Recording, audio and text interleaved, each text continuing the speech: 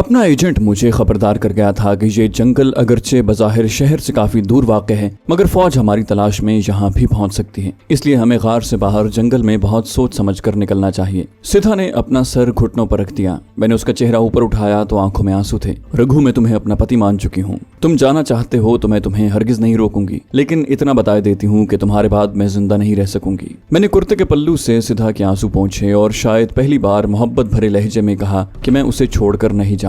खुशी से उसका चेहरा खिल उठा। उसने मेरे बाजू थाम लिए और बोली, रघु, तुम सच कहते हो ना? तुम मुझे छोड़कर नहीं जाओगे? फिर जरा सा मुस्कुराई और शरारत आमेज नजरों से तकती हुई कहने लगी, रघु, तुम मुझे छोड़कर चले भी जाते तो मेरा बेटा सांप तुम्हें वापस आने पर मजबूर कर देता। वो तुम्हारे जिस्म की खुशबू पहचानता है। वो हंसने लगी। मुझे उसके सांप की कोई परवाह नहीं थी, लेकिन हकीकत ये है कि मुझे सिद्धा के पास रहते हुए अब बहुत अच्छा लगता था। मैंने सिद्धा से पूछा कि वो छावनी से फरार कैसे हुई। उसने अपने सांप बेटे का सर चूम लिया और बोली, जब तक मेरा बेटा साहू मेरे साथ है, जो मर्द मेरे करीब आ जाएगा मर जाएगा। यही उन 4 मरहट्टा फौजियों के साथ हुआ जिन्होंने मुझे कैद में डाल रखा था। वो रात को मुझे कैद से निकाल कर एक वीरान बैरक में ले गए और उन्होंने भी वही गलती की जो उनकी मौत का बायस बनी। फिर मैं उनकी जहर भरी लाशों को वहीं वीरान बैरक में छोड़कर जंगल में निकल भागी और रातों रात तुम्हारे दोस्त के क्वार्टर में पहुंच गई। मुझे यकीन था कि तुम पहले से वहां पर मौजूद होगे, मगर तुम वहां पर नहीं थे। तुम्हारा दोस्त मुझे देखकर घबरा गया था। फिर वो हल्का सा कहकहा लगाकर बोली, मैंने तुम्हारे दोस्त को धमकाया भी था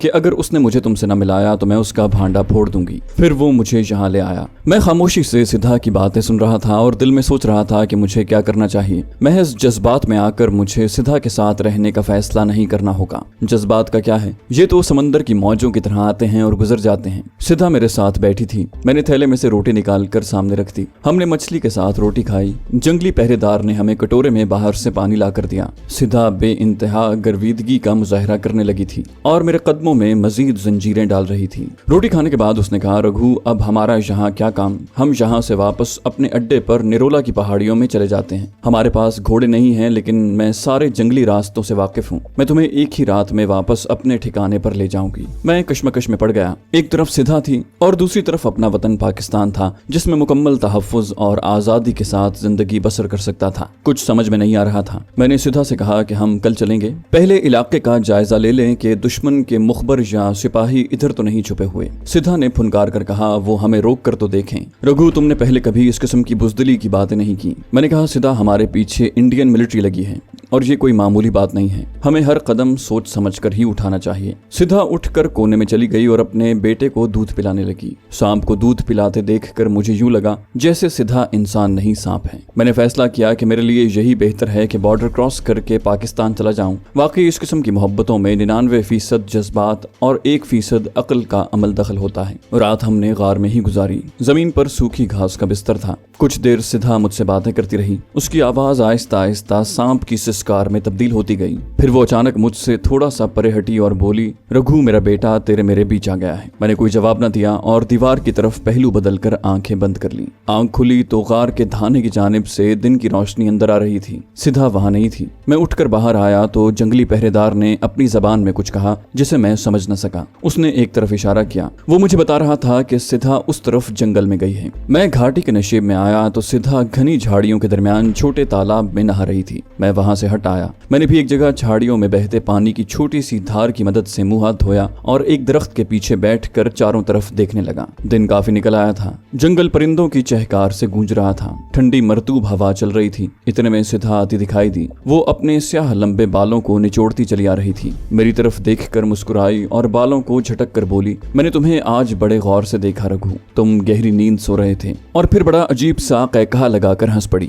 मैं उठा और उसे साथ लिए गार की तरफ चल पड़ा, क्योंकि जंगल में दिन की रोशनी में रहना खतरनाक था। गार में आकर हमने रात की बची हुई रोटी और मछली खाई और सिद्धा ने अपने सांप बेटे साहू की फीडिंग शुरू कर दी। मैंने दूसरी तरफ मुंह कर लिया। सिद्धा तुनक कर बोली, रघु, क्या तुम मुझे इस हालत में नहीं देख सकते? ये अगर मेरा बेटा है तो तुम्हारा भी बेटा है। मैंने कोई जवाब न दिया और उठकर गार के बाहर आकर एक मिट्टी के तोते के पीछे खड़े होकर जंगल का जायजा लेने लगा। मैंने तय कर लिया था कि शाम को जब अपना एजेंट मुझे लेने आएगा तो मैं सिद्धा को बताए बगैर यहाँ यहाँ से निकल जाऊंगी। वो बाद में खुद ही वापस अपने डाकुओं के पास चली जाएगी। दोपहर को हम दोनों जंगली पहरेदार जंगल से कुछ फल तोड़ कर ले आए। ये 2 कट्ठल और कुछ शरीफे थे। ये दोनों जंगली अपने एजेंट के आदमी थे। मैं हैरान था कि उस शख्स की पहुंच कितनी दूर दूर तक है। बिलाशुबा वो लायक और तजुर्बाकार एजेंट था। दोपहर के बाद सिधा मेरे पीछे पड़ गई कि हम अब वहाँ किस लिए पड़े हैं, हमें अपनी कमीनगाह की तरफ चल देना चाहिए। मैं इधर उधर के बहाने बना रहा था। मुझे शाम का इंतजार था। मैं अकेला वहां से निकलने का खतरा मोल नहीं लेना चाहता था। मैं गार के अंदर सिधा के पास बैठा उसे बातों में लगाए हुए था। एक पत्थर पर दिया जल रहा था।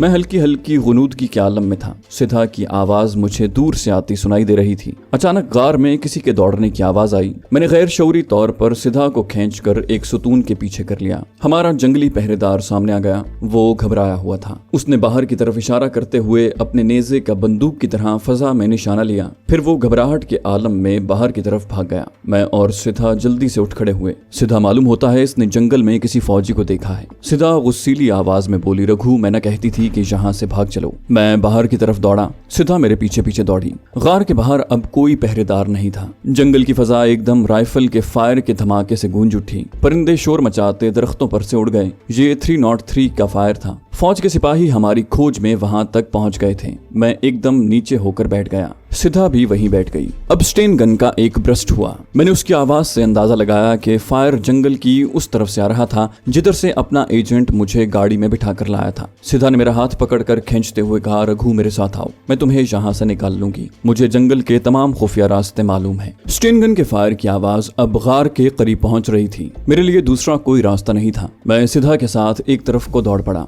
वो घाटी के नशेब में आ गई। सूखे नाले के पत्थरों को फलांगते हम जुनूब की तरफ भागने लगे। सिधा आगे आगे थी। स्टेन गन के साथ साथ अब 303 के धमाके भी बार बार हो रहे थे। कुछ दूर भागने के बाद सिधा नाले से निकलकर बुलंदी पर झाड़ियों में से होती हुई दूसरी तरफ एक गैर हमवार दरख्तों से घिरे हुए मैदान में आ गई। इस मैदान में सूखी हुई जर्द घास उगी हुई थी। वो हमारे कांधों तक आ रही थी। हम ऊंची घास में छुपकर तेज तेज दौड़े जा रहे थे। मैदान पार करने के बाद घना जंगल आ गया। हम थक गए थे। सिधा ने कहा, अभी रुकना नहीं स्वामी, आगे दरिया आएगा और उसे पार करने के बाद बेशक आराम कर लेना। पहाड़ी रास्ते बहुत जल्द थका देते हैं। हम फिर भी आगे बढ़ रहे थे। सिधा उस इलाके के चप्पे चप्पे से वाकिफ मालूम होती थी। मिलिट्री का फायर अब हमारे काफी पीछे रह गया था। इक्का दुक्का फायर अब भी हो रहा था। शायद अभी तक फौजी हमारे गार तक नहीं पहुंचे थे। ऐसी सूरत में फायर यकीनन तेज कर दिया जाता, महज हमें डराने के लिए। सिधा खुदा जाने किन दुश्वार गुजार रास्तों से मुझे लिए जा रही थी। काफी देर तक चलने के बाद सामने एक दरिया का पाट आ गया। ये ज्यादा बड़ा पाट नहीं था मगर पानी का बहाव तेज था। सिधा ने मुझे इशारा किया और दरिया में उतर गई। मैंने भी दरिया में छलांग लगा दी। सिधा का सांप उसके साथ साथ पानी की लहरों पर तैर रहा था। हमारा रुख दूसरे किनारे की जानिब था। पानी की लहरें हमें अपने साथ बहाने की कोशिश कर रही थीं और हम उनके बहाव को नाकाम बनाते हुए सामने की तरफ तैरते चले जा रहे थे। पानी बहुत ठंडा था। हम दूसरे किनारे पर पहुंच गए। सिधा ने दूर सामने नजर आने वाले एक टीले की तरफ इशारा करके कहा, रघु हम वहां थोड़ी देर के लिए आराम कर सकते हैं। ये टीला भी कम से कम 1 फरलांग के फासले पर था जो हमने भाग कर तय किया। टीले की मिट्टी सुर्ख थी और जगह जगह बारिश के पानी के बहने के निशानात पड़े हुए थे। हम बेदम होकर जमीन पर लेट गए। हमारा सांस जोर जोर से चल रहा था। 2-3 मिनट तक हम में से किसी ने कोई बात न की। फिर दरिया पार हमारे गार की तरफ धड़ाधड़ फायरिंग शुरू हो गई। हम चौकस होकर उठ बैठे। साफ जाहिर था कि हमारी तलाश में आए हुए फौजी हमारी गार तक पहुंच गए हैं। सिधा ने मेरा हाथ थामा और बोली, उठ रघु भागो। हमने एक बार फिर दरख्तों के नीचे भागना शुरू कर दिया। यूं ही भागते गिरते पड़ते, कहीं दम भर के लिए सांस लेने को रुकते, एक छोटी सी पहाड़ी की ढलान उतरकर एक ऐसी वादी में आ गए जहां बड़ी बड़ी स्याह चट्टानें उमूदी और टेढ़ी मेढ़ी खड़ी थी और उनके दरमियान कहीं कहीं जंगली ताड़ के दरख्त खामोश सर उठाए खड़े थे। सिधा ने उन चट्टानों के पीछे दूर से नजर आते दरख्तों की तरफ इशारा करते हुए बताया कि वहां पहुंचने के बाद हम दुश्मन से महफूज हो जाएंगे। लेकिन दुश्मन वहीं चट्टानों में छुपा हुआ था। ये हमें मालूम ही नहीं था। जो ही हम एक सब जंगारी चट्टान की ओट से बाहर आए, पीछे से हम पर एक फायर हुआ। ये हमारे लिए बिल्कुल अचानक सी बात थी। मैं वहीं जमीन पर लेट गया मगर सिधा आगे को भागी। दूसरा फायर गूंजा। ये राइफल का फायर था और इस बार सामने से आया था। तड़ाक के साथ गोली सिधा के सर के ऊपर से निकलकर चट्टान से टकराई और वहां से चिंगारियां झाड़ियां उड़ी। मैंने चिल्लाकर सिधा को लेट जाने को कहा। इस असना में एक फौजी जिसने कमांडो की वर्दी पहन रखी थी और हेलमेट में झाड़ियां उड़सी हुई थी, सिधा की तरफ पोजीशन बनाता हुआ बढ़ा। मुझे मालूम था कि एक सिपाही मेरे अकब में भी है। सिधा ने गले में से सांप निकाल कर सिपाही की तरफ फेंका और खुद एक गड्ढे में छलांग लगा दी। मैंने फौजी को अफरा तफरी में उछलते देखा। शायद सांप ने उसे डस लिया था, लेकिन सांप डसने के बाद उसकी जद में आ गया था और फौजी उसे अपने भारी बूटों से कूट रहा था। सिधा ने ये मंजर देखकर एक दिलदोज वहशियाना चीख मारी और गड्ढे में से निकलकर इंडियन फौजी पर जंगली शेरनी की तरह कूद पड़ी। वो उसे साथ लेकर जमीन पर गिर पड़ी। मेरे पीछे से जिस फौजी ने फायर किया था वो भी छलांग लगाकर झाड़ियों की ओट लेता अपने साथी की मदद को दौड़ा। उसे मालूम नहीं था कि मैं घास में अभी तक छुपा हुआ हूँ। जो ही वो मेरे करीब से गुजरा, मैंने उछलकर उसके पेट में जोर से लात मारी। वो मुंह के बल गिरा। मैं उसके ऊपर जाकर और उसकी गर्दन को बाजू में दबोचकर जोर से ऐसा झटका दिया कि उसकी गर्दन का मनका टूट गया। मैंने उसकी राइफल उठा ली और सिधा की तरफ दौड़ा। वहां जाकर जो मंजर देखा उसे मैं सारी जिंदगी भुला न सकूंगा। इंडियन फौजी की स्याह होती लाश घास पर औंधी पड़ी थी। सिधा उसकी राइफल के बट से उसकी खोपड़ी पर पै दर पै जरबे लगा रही थी। वो जैसे नीम दीवानी हो रही थी। वो उसे तमिल में गालियां दे रही थी। मैंने आगे बढ़कर उसके हाथ से राइफल छीन ली। यहाँ से भागो, अगर ये 2 सिपाही यहाँ तक आ गए हैं तो इनके साथी भी इर्द गिर्द मौजूद होंगे। सिधा के चेहरे पर वहशत बरस रही थी। उसकी आंखों से जैसे आग के शोले लपक रहे थे। उसने जमीन पर से अपने सांप साहू की कुचली हुई लाश उठाकर मुझे दिखाई और गजबनाक आवाज में बोली, इसने मेरे बेटे को मार डाला है रघु। इसने हमारे बच्चे का खून कर दिया है। मैं इसकी लाश को खा जाऊंगी। मैंने बड़ी मुश्किल से सिधा को वहां से हटाया। दूसरे फौजी की राइफल भी उठाई और सिधा को धकेलता हुआ दूसरी तरफ ले गया। वो रोए जा रही थी और अपने बेटे सांप के कातिल की तरफ वापस पलटने की जिद्दोजहद कर रही थी। कुचला हुआ सांप अभी तक उसके हाथ में था। मैं उसे किसी न किसी तरह धकेलता सामने वाले दरख्तों की तरफ ले जाने में कामयाब हो गया। यही वो दरख्त थे जिनकी तरफ सिधा ने इशारा करके कहा था कि हम वहां पहुंचकर किसी हद तक महफूज हो जाएंगे। अभी तक हम पर मजीद फायर न हुआ था, जिसका मतलब यही हो सकता था कि उधर सिर्फ 2 इंडियन फौजी ही गश्त कर रहे थे। सिधा अपने सांप की लाश को बार बार सीने से लगाती और रोती जाती। मैंने उसे झंझोड़ कर कहा, सिधा क्या हुआ तुम्हें? भगवान तुम्हें दूसरा बच्चा दे देगा। सिधा अचानक चुप हो गई। उसने डुबडुबाई आंखों से मुझे देखा और हसरत भरी आवाज में बोली, रघु, भगवान मुझे बच्चा देगा। हाँ, मुझे बच्चा जरूर देगा। और वो मेरे बाजू से लगकर फूट फूट कर रोने लगी। बड़ी ही जिद्दोजहद के बाद उसे थोड़ा बहुत हौसला दिया और वो अपने सांप की लाश अपने सीने में छुपाए मेरे साथ अपनी कमीनगाह की तरफ चलने लगी। जब वो मुझे लेकर निरोला की धारी धार पहाड़ियों में वाक़े अपनी कमीनगाह में पहुंची तो शाम हो गई थी। भगवान ने हमारा खैर मकदम किया। दूसरे साथी डाकू भी वहां जमा हो गए। जब उन्हें मालूम हुआ कि उनकी सरदार नागन माता का सांप बेटा हलाक कर दिया गया है तो उन पर भी जैसे मुर्दनी सी छा गई। सिधा ने सांप की कुचली हुई लाश के लिए छोटी सी चिता बनाई। लाश को चिता पर रखा, खुद ही तमिल जबान के कुछ श्लोक पढ़े और फिर चिता को आग लगा दी। चिता की आग में सांप की लाश जलने लगी। सिधा हाथों में मुंह छुपाए बिलक बिलक कर रोने लगी थी। मैं उसे गार के अंदर ले गया। उसने रोते रोते गजबनाक आवाज में कहा, रघु, तुम्हारे भाइयों ने ये मेरे दूसरे बेटे को कत्ल किया है। मैं मर्दों की नस्ल खत्म कर दूंगी। मैंने उसके कांधे पर हाथ रखकर बड़े प्यार से कहा, सिधा, इसमें दूसरे मर्दों का क्या कसूर भला? और फिर मैंने वादा किया है कि तुम्हें जीता जागता इंसानी बच्चा मिल जाएगा। सिधा सिसकियां भरते मेरे साथ लग गई। मैं मुश्किल दर मुश्किल में फंस गया था। कहाँ मैं पहले वाले गार से अपने एजेंट के साथ फरार हो जाने का सोच रहा था और कहाँ अब सिधा डाकू की कमीनगाह में उसके रहमो करम पर पड़ा था। रहमो करम पर इन मानों में कि मैं उस इलाके के जंगलों से पूरी तरह वाकिफ न था और इन जंगलों में भटकने का मतलब हसरतनाक मौत के सिवा और कुछ नहीं था। इलावा जी उसे यकीन भी दिला चुका था कि मैं अब उससे अलग नहीं हूँगा। अगरचे ये मैं उससे फ्रॉड कर रहा था। मेरा मकसद वहां से किसी न किसी तरह फरार होकर अपने एजेंट के पास पहुंचना था, लेकिन मैं एजेंट से बहुत दूर निकल आया था। शायद अब वो भी मुझ तक नहीं पहुंच सकता था। मैंने दिल में प्रोग्राम बनाया कि सिधा को बड़ौदा जेल के जेलर से इंतकाम लेने पर उकसाया जाए। यूं उसकी रहनुमाई में इन दुश्वार गुजार खतरनाक जंगलों को पार करूं और फिर अहमदाबाद अपने एजेंट के पास जाने के जतन करूं। सिधा उस वक्त सख्त इंतकामी हालत में थी। उसे आम बेजरर मर्द जहर लगने लगे थे और अपने दुश्मन मर्द को तो वो कच्चा चबाने पर तैयार थी। चुनाचे जब मैंने उसे उदास लहजे में कहा, सिधा, जब कभी ये ख्याल आता है कि जिन जालिम मर्दों ने तुम्हारी यानी मेरी इज्जत लूटी है वो अभी तक जिंदा हैं तो मेरा खून खौल उठता है। जी चाहता है अभी जाकर उन्हें मौत के घाट उतार दूं। इस पर सिधा का चेहरा आग भभूका हो गया। इंडियन फौजियों की छीनी हुई राइफलें उसके करीब ही पड़ी थीं। उसने एक राइफल उठाकर अपने सीने से लगा ली और गुर्राई, रघु, ये काम तुम नहीं मैं करूंगी। मैं पहले ही अपनी इज्जत के डाकुओं को कत्ल करने की सौगंध खा चुकी हूँ। तुमने मुझे मेरी सौगंध याद दिला दी। हाँ, मैं कल ही अपने इंतकामी खूनी सफर पर रवाना हो जाऊंगी। मैंने जल्दी से कहा, मैं भी तुम्हारे साथ चलूंगा। वो बोली, क्यों नहीं, तुम भी मेरे साथ चलोगे। फिर सिद्धा ने उठकर उसी वक्त ऐलान कर दिया कि वो दूसरे रोज एक खूनी मुहिम पर रवाना हो रही है। उसने कहा कि उसके साथ सिर्फ 4 साथी जाएंगे। इन 4 साथियों में एक मैं, दूसरा भगवा और दूसरे उसके 2 निडर और जाननिसार साथी भी थे। मैं बड़ा खुश हुआ कि मेरा वार कारगर साबित हुआ है। मैंने सिद्धा को सबसे पहले अहमदाबाद चलने की तरगीब दी, क्योंकि एक बार उसने मुझे बताया था कि अहमदाबाद के एक पुलिस अफसर ने भी उसकी इज्जत पर हमला किया था। सिद्धा बोली, अहमदाबाद के थानेदार की भी गर्दन उड़ाऊंगी,